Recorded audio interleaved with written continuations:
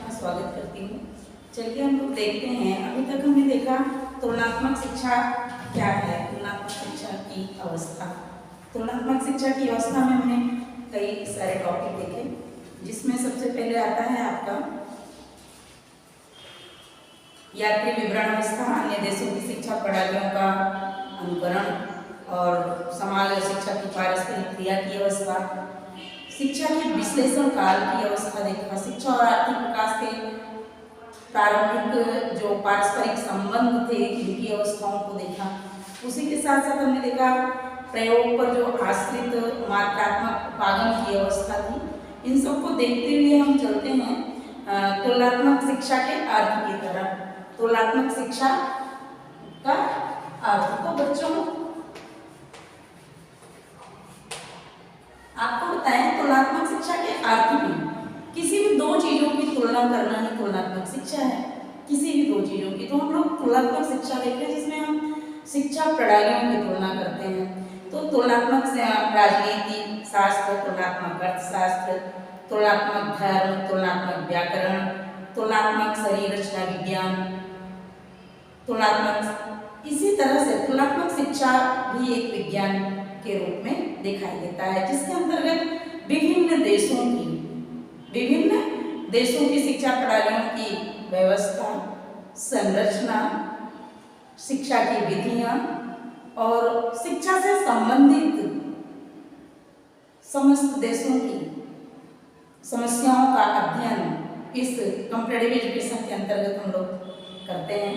दूसरे देशों की शिक्षा प्रणालियों को समझ करके, अपने देश की समस्याओं को समझ करके, दूसरे देशों की समस्याओं को समझ करके उसका समाधान किया जाता है। विभिन्न शिक्षा शास्त्री जो हैं इसका समाधान करते हुए आगे बढ़ते हैं। तो आपको बताएं शिक्षा की व्यवस्था में pre primary education, primary education, secondary education, higher secondary education, higher education, सारी चीज़ें, इन वोकेशनल एजुकेशन, इन सब को हम लोग कंपैरेटिव स्टडी के माध्यम से सर्च कर रहे हैं, देख रहे हैं कौन कौन सी समस्याएं हम लोगों के सामने मौजूद हैं और उनका समाधान क्या किया जा सकता है। तो अर्थ में तो ये पता चलता है किसी भी दो देशों की तुलना करते हैं हम शिक्षा के माध्यम से, शिक्षा प्रणाली के माध्यम से, तो जो हमको पढ़ना है उसमें इंग्लैंड, फ्रांस, अमेरिका और भारतीय शिक्षा, इन सब की एक दूसरे से तुलना को देखना है। तो सबसे पहले हम लोग देखते हैं इस तुलनात्मक शिक्षा के अर्थ को। तो तुलनात्मक शिक्षा के अर्थ में तीन विशेषताएं हमको आपको देखने को मिलती हैं। सबसे पहले नंबर पर आती है तुलनात्मक शिक्षा शिक्षण के मौलिक सिद्धांतों का निरूपण करती है। तुलनात्मक शिक्षा क्या करती है?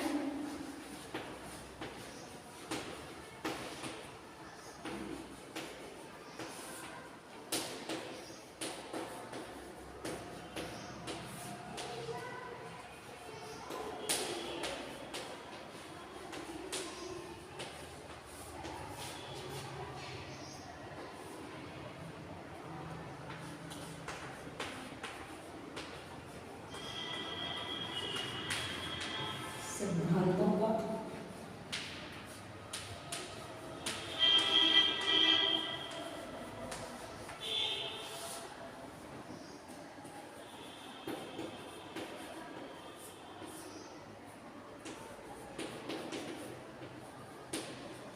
निरूपण करती है।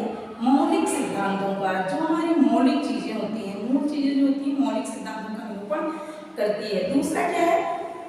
शिक्षा की समस्याओं का विश्लेषण करने के लिए शिक्षा की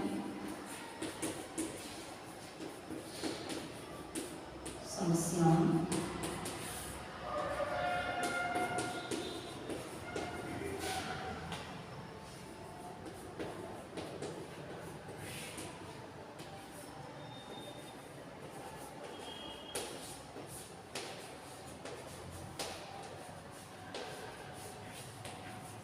करने के लिए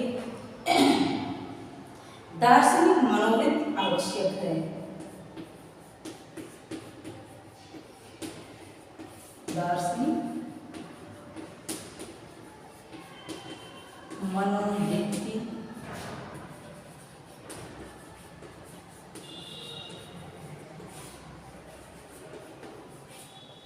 ऐसे टॉपिक आपका बनता है बच्चों।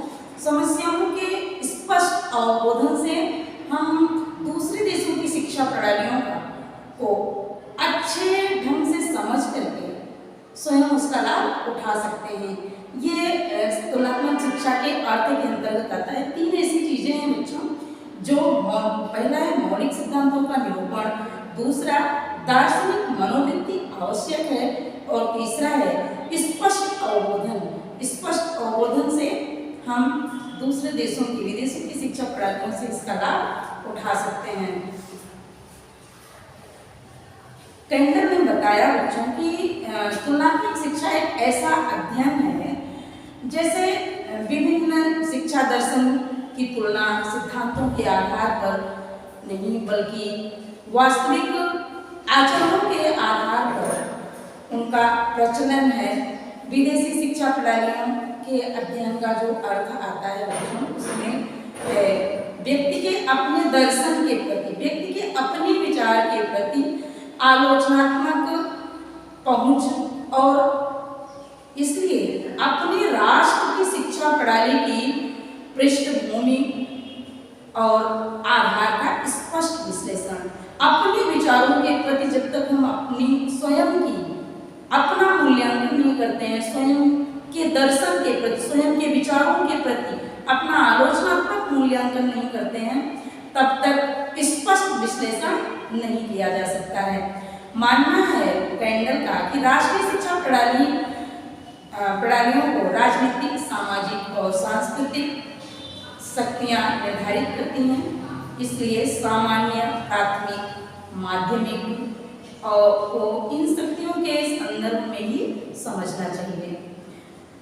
शिक्षा की समस्याएं लगभग देशों में समान है बच्चों, लेकिन प्रत्येक राष्ट्र ने अपनी राष्ट्र की समस्याओं का समाधान अपनी परंपराओं के आधार पर, अपनी संस्कृति के आधार पर करता है।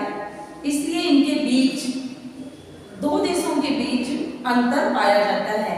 जैसे अमेरिका की प्री प्राइमरी एजुकेशन और इंडिया की प्री प्राइमरी एजुकेशन में अंतर पाया जाता है, क्योंकि दोनों ने अपने यहाँ की भौगोलिक स्थिति के अनुसार, अपने यहाँ की आर्थिक स्थिति के अनुसार, राजनीतिक स्थिति के अनुसार अपनी समस्याओं का समाधान किया है। ऐसे ही इंडिया ने भी अपने प्री प्राइमरी एजुकेशन में जो सुधार किया, अपनी समस्याओं का जो समाधान किया, उसमें उन्होंने एक अपने यहाँ की आर्थिक स्थिति, राजनीतिक, भौगोलिक जितने भी घटक पाए जाते हैं, जो भी स्थितियाँ हैं, इसके आधार पर विश्लेषण आवश्यक होता है। जब तक इस तरह का विश्लेषण, स्पष्ट अवबोधन नहीं होता है, विश्लेषण नहीं होता है, तब तक अपनी चीजों के बारे में हम लोग जान नहीं पाते हैं।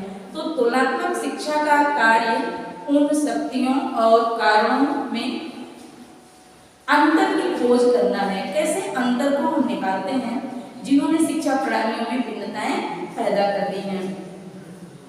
तो तुलनात्मक शिक्षा की जो अभिव्यक्ति है, उससे जो हमारा तात्पर्य है बच्चों, वो ये है कि अन्य संस्कृतियां और इन शक्तियों से विकसित शिक्षा प्रणालियों की व्यवस्थित रूप से जांच ताकि समानता और असमानता का पता लगाया जा सके, तुलनात्मक शिक्षा कहलाता है। और क्यों उन समस्याओं जो सभी शिक्षा प्रणालियों में सामान्य हैं, इनके समाधान के लिए भिन्न भिन्न प्रयास क्या परिणाम सहित किए गए। कैसे?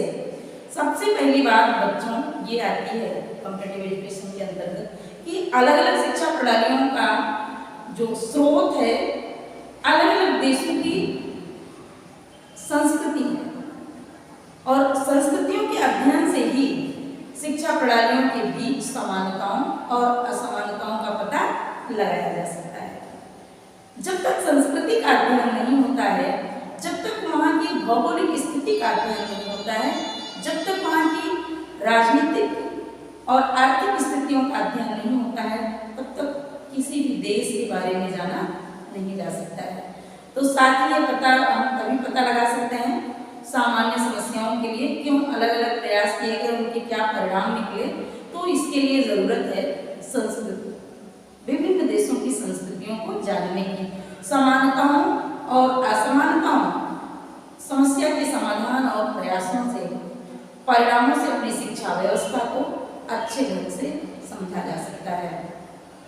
तुलनात्मक शिक्षा जो है वो विभिन्न प्रणालियों के बीच समानताओं और असमानताओं का बोध कराती है। जब हम किसी भी अपने देश से किसी भी देश की संस्कृति की तुलना करते हैं तो उसमें समानता और असमानता हमको पता चल जाती है। वहाँ की संस्कृति क्या है, हमारे यहाँ की संस्कृति क्या है, वहाँ की आर्थिक स्थिति क्या है, यहाँ की आर्थिक स्थिति क्या है, इन सारी चीज़ों के बारे में हमको समानता और असमानता का बोध ये संस्कृतियाँ कराती हैं। राष्ट्रीय सीमाओं के परे यह शिक्षा विधियों की एक सूची तैयार करती है। कंपैरेटिव एजुकेशन मेथड की एक सूची क्रम तैयार करता है और इस सूची में प्रत्येक देश मानव जाति के शैक्षिक अनुभवों के संपूर्ण भंडार का एक रूप दृष्टिगोचर होता है। यदि यह विवरण अच्छे ढंग से उपलब्ध हो जाए तो विश्व के परिप्रेक्ष्य में समान और विरोधी रूपों से शिक्षा प्रत्येक देश को संभावित रूप से लाभ भोगी बना सकती है। थैंक यू बच्चों, आज इतना ही।